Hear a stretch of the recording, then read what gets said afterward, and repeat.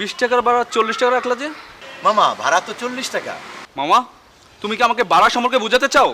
কোথাকার ভাড়া কয় টাকা সব আমার মুখস্থ। তুমি 20 টাকার ভাড়া 40 টাকা কেন রাখতেছো? 20 টাকা দাও। মামা ভাড়া 40 টাকা মামা। আচ্ছা আপনাকে ভাড়া কত এটা না বলে উঠা কি আমার অন্যায় হয়েছে? 2-4 জনের কাছে আপনি শুনে দেখেন উত্তরা থেকে এখানের ভাড়া কত। কি বললেন আপনি? 20 টাকার জন্য আমি অন্য রিকশাওয়ালার কাছে জিজ্ঞেস করতে হবে? তাদের কাছ থেকে জেনে আপনাকে ভাড়া দিতে হবে? পাইজলামি পাইছেন? আচ্ছা তুমি কি চুপ থাকবা? বেশি কথা না বলে 20 টাকা দিতে পারতেছো না? দাও 20 টাকা দিয়ে দাও। আর তুমি চুপ করো। 20 টাকা করে প্রত্যেকটা যাত্রী থেকে যদি বেশি নেয় তাহলে সারাদিন কত টাকা ইনকাম করে তুমি জানো? বাটপারি পেয়েছেন আপনি। থাক মামা থাক, ঠিক আছে আমি আপনাকে এত দূর কষ্ট করে নিয়ে আইছি, কিন্তু আপনি 20 টাকার জন্য এরকম করতেছেন। আপনার মতো ছোট লোক আমি আর দেখি নাই। নেন। লাগবো না আপনার 20 টাকা।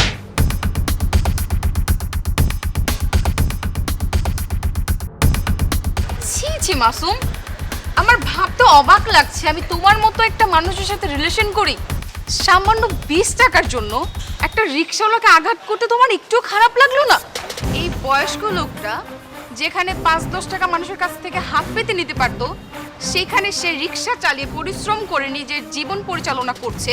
ছি ছি ছি, তুমি জীবনে শুধু শিক্ষার সার্টিফিকেট অর্জন করতে পারলা, একজন প্রকৃত মানুষ হইতে পারলা না।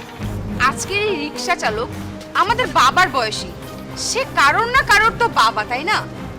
শোনো, আমার বাবা মা আমাকে স্বাধীনতা দিয়েছে, কিন্তু এটাও শিখিয়েছে মানুষের সাথে কিভাবে ভদ্রভাবে আচরণ করতে হয়, কিভাবে কথা বলতে হয়। আমি তোমার বিশেষ অনুরোধে তোমার সাথে প্রেম করেছি, কিন্তু আফসোস আমি আজও তোমাকে চিনতে পারিনি। তুমি মানুষ রূপে একজন অমানুষ। তুমি যখন আমাকে চাইনিজ রেস্টুরেন্টে নিয়ে খাওয়াও এন্ড ওইখানে 100 টাকা টিপস দিয়ে আসো, তখন তোমার গায়ে লাগে না? আর এই মুরব্বী লোকটা তোমাকে এত দূর রিক্সা চালিয়ে নিয়ে তোমার বাসার সামনে এনে দাঁড় করিয়েছে, সামান্য 20 টাকা দিতে তোমার এত কষ্ট লাগছে তুমি তার গায়ে হাত তুললা? একটু চিন্তা করে দেখো তুমি কতটা ছোট মনের মানুষ। আমি আসলে বুঝতে পারিনি, তুমি আমাকে মাফ করে দাও। তুমি আমার কাছে কেন মাপ চাচ্ছ? তুমি যে বয়স্ক লোকটার গায়ে হাত তুলেছো তার কাছে মাপ চাও?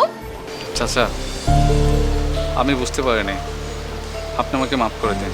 বাবা আপনার মতো আমার একটা ছেলে আছে, ওরে শিক্ষিত বানায় অমানুষ বানাইছি। তা নাইলে কি আর আজকে আমার রিক্সা চালাইতে হয়?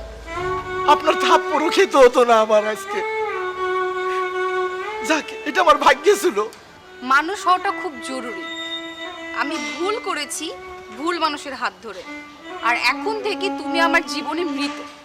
শুনো, আমি বলছিলাম কি। চুপ, একদম চুপ।